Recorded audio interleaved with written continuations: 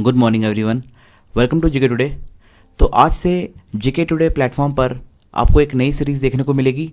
ये होगा daily current affairs Hindi में, और आज हम लोग करेंगे 4 जनवरी के करंट अफेयर्स। और ये जो वीडियो है ये हर दिन कल से सुबह 5 बजे डेली लाइव हो जाएगा। तो चलिए स्टार्ट करते हैं वीडियो को।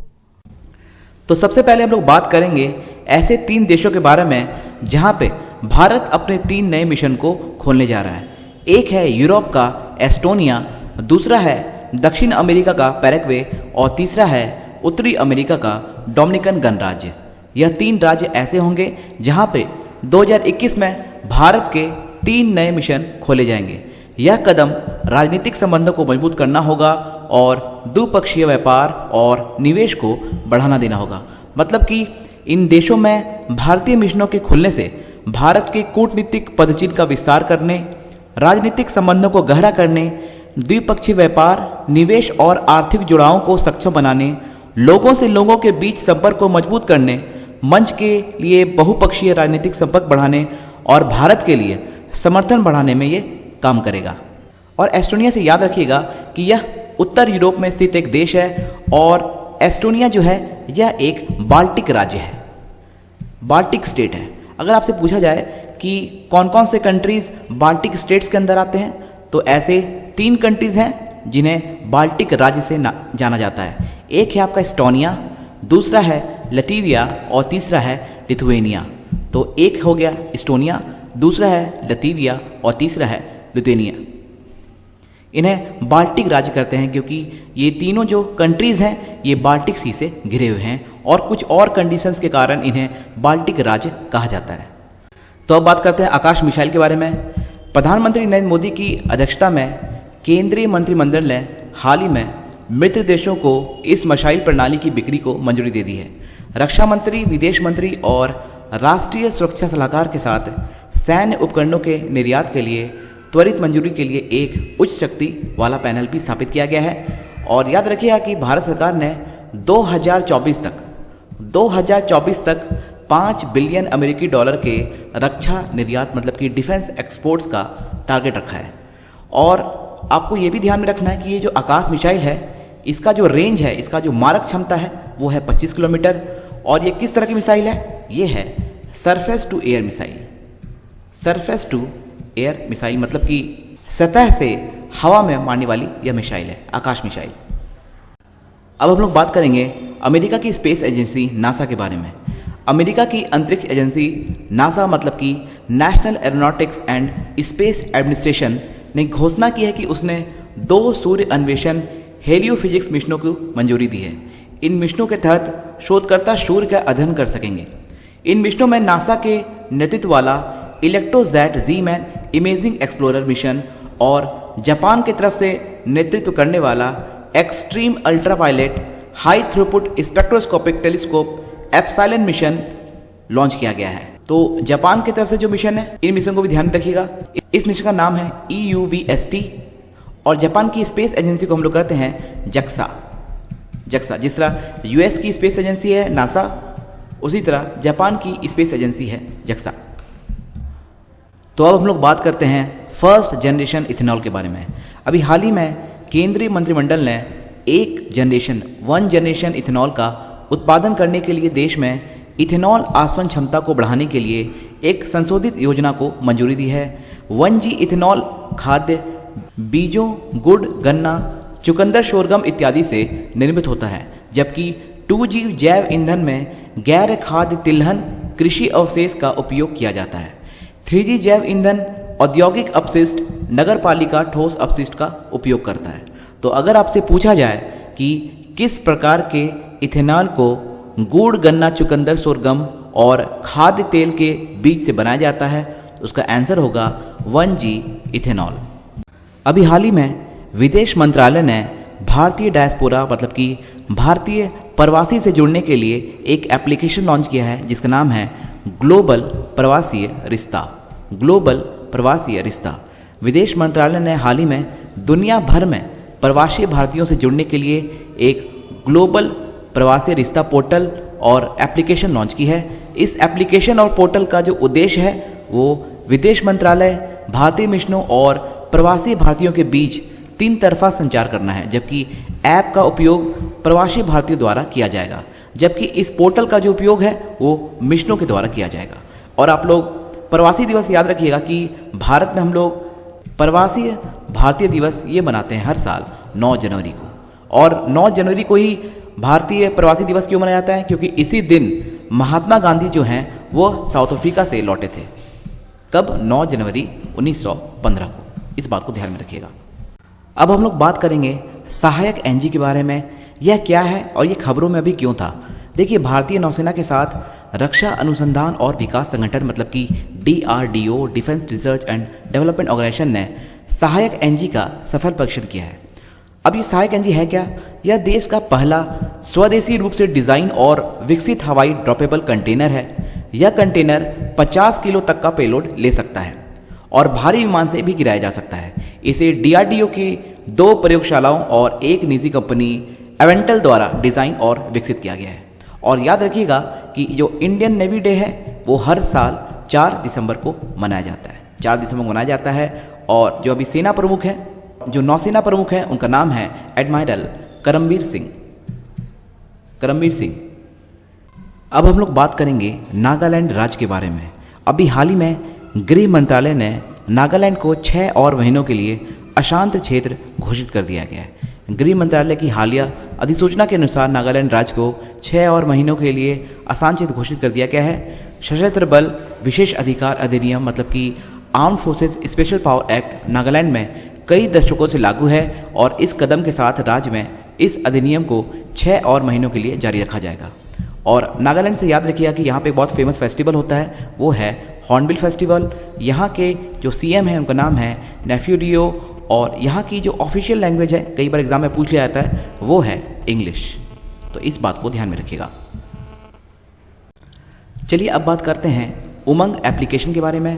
अभी हाल ही में इलेक्ट्रॉनिक्स और IIT मंत्रालय ने उमंग एप्लीकेशन का प्रभाव मूल्यांकन किया है। इलेक्ट्रॉनिक्स और IT मंत्रालय एक एजेंसी का चयन करेगा जो उमंग एप्लीकेशन के प्रभाव का आकलन करेगा। उमंग मतलब कि unified mobile application for new age governance. इस ऐप को 2017 में पहली बार लॉन्च किया गया था और इसका उद्देश्य एक ही प्लेटफॉर्म पर 2000 से अधिक सरकारी सेवाएं प्रदान करना था। सरकार यह विश्लेषण करना चाहती है कि कुछ ऐसे नागरिक हैं जो आवेदन का उपयोग नहीं कर पा रहे हैं। तो याद रखिएगा कि इलेक्ट्रॉनिक्स और IIT मंत्रालय ने उमंग एप्लीकेशन का प्रभाव मूल्यांकन करने का फैसला लिया है। उमंग एप्लीकेशन। चलिए जानते हैं अब लीफ नोज्ड बैट के बारे में। अभी कोलार लीफ नोज बैट आमतौर पर कर्नाटक के कोलार जिले में हनुमानहल्ली गांव में केवल 2 गुफाओं में पाया जाता था, लेकिन हाल ही में यह चमगादड़ जो है यह 2 गुफाओं में से एक में ये विलुप्त हो गया। तो अगर आपसे ये सवाल पूछे कि अभी हाल ही में खबरों में रहा लीफ नोज्ड जो बैट है यह किस राज्य में पाया जाता है, तो आंसर होगा कर्नाटका।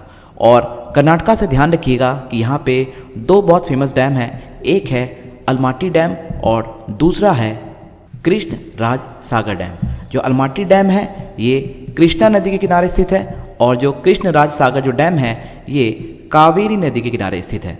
और कर्नाटका से याद रखिएगा कि कर्नाटका जो है वह कॉफ़ी जो है एक लीडिंग प्रोड्यूसर ऑफ स्टेट है कॉफ़ी में।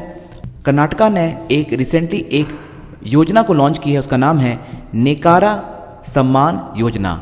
और कर्नाटका से ये भी याद रखिएगा कि यहाँ पे अभी आपदा मित्र ऐप और मेघ संदेश ऐप को लॉन्च किया गया है। इसके साथ ही कर्नाटका में अभी हाल ही में कोरोना वॉच ऐप भी लॉन्च किया गया था।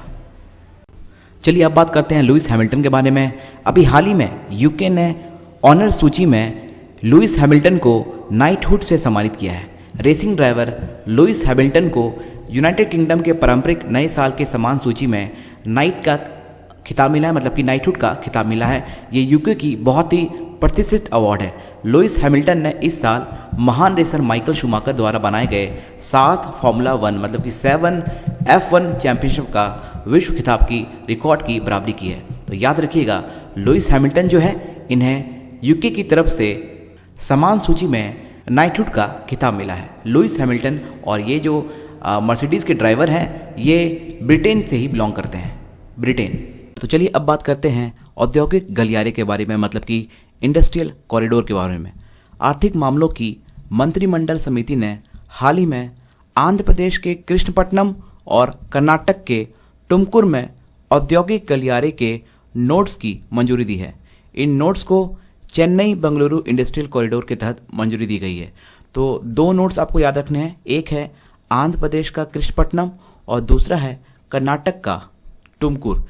इस दोनों नोड्स को चेन्नई बेंगलुरु इंडस्ट्रियल कॉरिडोर के तहत मंजूरी दी गई है और इससे रोजगार के बड़े अवसर उत्पन्न होंगे और अत्याधुनिक बुनियादी ढांचे और कनेक्टिविटी में सुधार होगा। तो अगर आपसे ये पूछा जाए कि भारत में कुल कितने औद्योगिक गलियारे हैं, तो आंसर होगा 5 औद्योगिक गलियारे हैं। और वो 5 कौन कौन से हैं, बस आप नाम ध्यान में रखिएगा। एक है आपका DMIC, IC मतलब हो गया इंडस्ट्रियल कॉरिडोर, तो दिल्ली मुंबई इंडस्ट्रियल कॉरिडोर। दूसरा है AKIC मतलब कि अमृतसर कोलकाता इंडस्ट्रियल कॉरिडोर। तीसरा है CBIC मतलब कि चेन्नई बेंगलुरु इंडस्ट्रियल कॉरिडोर, जिसकी हम लोग अभी बात कर रहे हैं।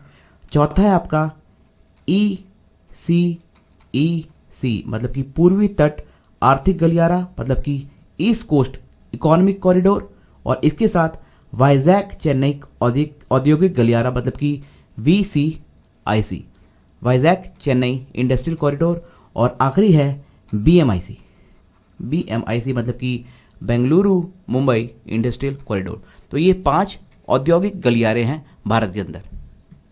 चलिए अब बात करते हैं मल्टी मॉडल लॉजिस्टिक्स हब और मल्टी मॉडल ट्रांसपोर्ट हब के बारे में। अभी हाल ही में मल्टी मॉडल लॉजिस्टिक्स हब और मल्टी मॉडल ट्रांसपोर्ट हब, इन दोनों की ग्रेटर नोएडा में स्थापित होने की मंजूरी मिल गई है। प्रधानमंत्री की अध्यक्षता में आर्थिक मामलों की मंत्रिमंडलीय समिति मतलब कि cabinet committee on economic affairs ने ग्रेटर नोएडा में मल्टी मॉडल लॉजिस्टिक्स हब और मल्टी मॉडल ट्रांसपोर्ट हब स्थापित करने की मंजूरी दी है। और इस हब की अनुमानित लागत जो है वो है 3,883.80 करोड़ रुपए। वाणिज्य और उद्योग मंत्रालय के अनुसार इन परियोजनाओं से 2040 तक लगभग 1 लाख लोगों के लिए रोजगार पैदा करने का अनुमान है। और ये भी याद रखिएगा कि इंडिया का, पूरे भारत का अगर पहला मल्टी लॉजिस्टिक पार्क पूछा जाए तो वो राज्य है आसाम। पूरे भारत का पहला मल्टी लॉजिस्टिक अगर पार्क की बात करें तो वो है आसाम के अंदर। रक्षा अनुसंधान और विकास संगठन मतलब कि DRDO द्वारा डिजाइन और विकसित 10 मीटर के शॉर्ट स्पैन पुल के पहले तीनों सेटों को भारतीय सेना में शामिल किया गया है। और इन पुलों का जो निर्माण है वो पुणे के तालेगांव में लार्सन एंड टुर्बो सुविधा में किया गया है। इन पुलों को पुणे में research and development establishment DRDO द्वारा विकसित किया गया था। तो अगर आपसे पूछा जाए कि 3 10 मीटर छोटे स्पैन पुल जिन्हें हाल ही में शामिल किया गया है या किस कंपनी के द्वारा निर्मित किए गए थे, इसका सही आंसर है लार्सन एंड टुब्रो। तो चलिए अब बात करते हैं एक संधि के बारे में जो कि यूरोपीय संघ और चीन के बीच हुआ है। इन दोनों के बीच हाल ही में एक लंबे समय से प्रतीक्षित निवेश संधि पर सहमति व्यक्त की है, जिसका उद्देश्य नए कॉरपोरेट अवसरों को खोलना है। और इस समझौते की पुष्टि चीन के राष्ट्रपति शी जिनपिंग और यूरोपीय संघ के नेताओं सहित यूरोपीय आयोग की अध्यक्ष उर्सुला वॉन डेर लायन ने की है। तो इस बात को ध्यान में रखिएगा, यूरोपीय संघ और चीन के बीच में यह संधि हुई है। पेंशन फंड नियामक और विकास प्राधिकरण मतलब कि PFRDA ने घोषणा की है कि ग्राहक अब नेशनल पेंशन सिस्टम मतलब कि NPS से बाहर निकलने के लिए ऑनलाइन मोड का भी उपयोग कर सकते हैं। राष्ट्रीय पेंशन प्रणाली मतलब कि NPS को 1 जनवरी 2004 से लागू किया गया था और इसे 2009 से स्वैच्छिक आधार पर देश के सभी नागरिकों के लिए खोल दिया गया था। PFRDA मतलब कि पेंशन फंड नियामक और विकास प्राधिकरण राष्ट्रीय पेंशन प्रणाली के साथ साथ पेंशन क्षेत्र को भी नियंत्रित करता है। तो मान लीजिए अगर आपसे सवाल पूछे कि राष्ट्रीय पेंशन प्रणाली का प्रबंधन किस संगठन द्वारा किया जाता है, जिसका सही आंसर होगा PFRDA। चलिए अब बात करते हैं केरल राज्य के बारे में। केरल विधानसभा ने हाल ही में एक प्रस्ताव पारित किया है जिसमें केंद्र सरकार से हाल के कृषि कानूनों को रद्द करने का आग्रह किया है। इस प्रस्ताव को सर्वसम्मति से विपक्षी दल यूनाइटेड डेमोक्रेटिक फ्रंट के समर्थन से पारित किया गया था। तो अगर सवाल पूछे कि किस दक्षिणी राज्य की विधानसभा ने केंद्र सरकार के कृषि कानूनों के खिलाफ प्रस्ताव पारित किया है, इसका आंसर होगा केरल, केरल राज्य। मणिपुर नागालैंड सीमा पर स्थित एक लोकप्रिय ट्रेकिंग स्थल जूको घाटी में हाल ही में एक भीषण आग लगी है। ऐसा कहा जा रहा है कि इसकी शुरुआत नागालैंड से 3 दिन पहले हुई थी। भारतीय वायुसेना ने जूको घाटी में इस आग बुझाने के लिए MI-17V5 हेलीकॉप्टर को तैनात किया है। तो इस बात को ध्यान रखिएगा कि जूको घाटी जहां पर एक बड़े पैमाने पर जंगली आग दर्ज की है, यह किस सीमा पर स्थित है? तो यह है मणिपुर नागालैंड की बॉर्डर साइड पे ये सिचुएटेड है। और इस वैली का नाम क्या है? इस वैली का नाम है जूको वैली। अभी हाल ही में avian influenza bird flu Rajasthan राज्य में कौ में पाया गया है। अब रिसेंटली कौ के अंदर इस एवियन इन्फ्लुएंजा बर्ड फ्लू को देखा गया है। तो याद रखिएगा, राजस्थान के अंदर कौ के अंदर एवियन इन्फ्लुएंजा बर्ड फ्लू देखा गया है, राजस्थान। रूसी मीडिया के अनुसार एक अच्छी तरह से संरक्षित आइस एज ऊनी राइनो की खोज की गई है, जिसके कई आंतरिक अंग अभी भी ठीक हैं। साइबेरिया के पास रूस के उत्तरी क्षेत्र में परमाफ्रोस्ट से यह शव बरामद किया गया है।